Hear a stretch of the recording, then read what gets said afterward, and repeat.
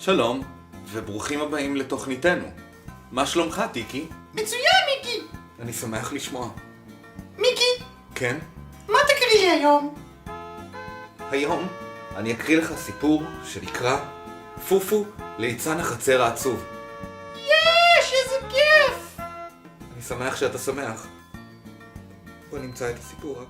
כן, הוא נמצא. הנה. לפני זמן רב, בממלכה משעממת. מה לעזאזל זה צריך להיות? מרגלית, זה לא מה שאת. זה לא מה שאת חושבת. מיקי, אני אהרוג אותך! מרגלית! אני יוצאת, קורעת את התחת כל היום. אל תגיד לי מרגלית, אתה יודע מה זה? לשמור על ילדים החורבנים, לנגב להם את מרגלית, לא! לעשות את כל העבודה המלוכלכת הזאת, ואז אני מרגלית, לא! צריכה לחזור הביתה מרגלית, לא! ולראות אותך ככה? זה לא מה שאת חושבת, מרגלית! תסתמו את הפה שלכם כבר! לא, אל תפגע בי. קדימה. ניסיתי להסביר לך. מי זה מיקי? מה הוא רוצה? שקט! אם אני אפצפץ לחברה שלך את המוח על הקיר זה לך נעים? לא, נכון? לא. עכשיו, תתחיל את הסיפור מההתחלה, אבל הפעם תקריא אותו לחברה הסקסית שלך פה. לפני זמן רב, בממלכה משעממת, מלכה המלכה רוממה על ממלכה רחוקה. יום אחד, פופו ליצן החצר החליט לספר למלכה רוממה בדיחה על ממלכת המזרח. ואז מה? הוא רש מהממלכה. ואז לאן הוא הלך? תנו אותו למלך החדש. כן.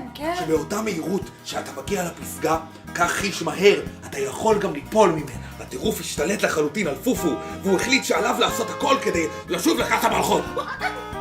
החליט לשים נפשו בידו ולתלות עצמו בעזרת חוט חשמל של קומקום בדאו. וואו! כן. וכך הגיע לסיומו מסעו המטורף של המלך פופו. פופו קוטאז' מלך הרהיטים. כן!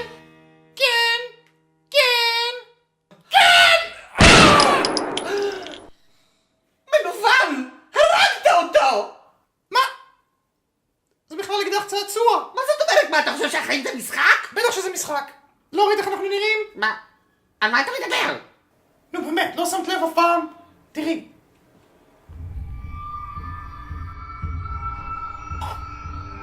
מרגלית, תרגי. תוציא את זה ממני! מרגלית, תוציא את זה ממני! מרגלית. אל תגיד לי מרגלית, אני לא רוצה את זה בתוכי! תוציא את זה ממני! מה? מרגלית, אם תוציאי את זה, את תמותי. לא אכפת לי! אני לא מוכנה לחיות את החיים שלי ככה! את יודעת מה? את צודקת. החיים האלה באמת לא משהו.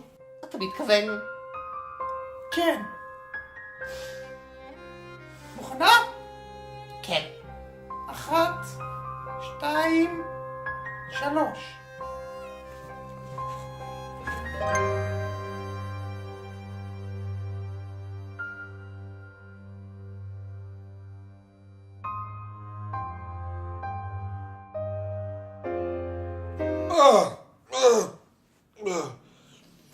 זאת הפעם האחרונה שאני עובד עם בובות.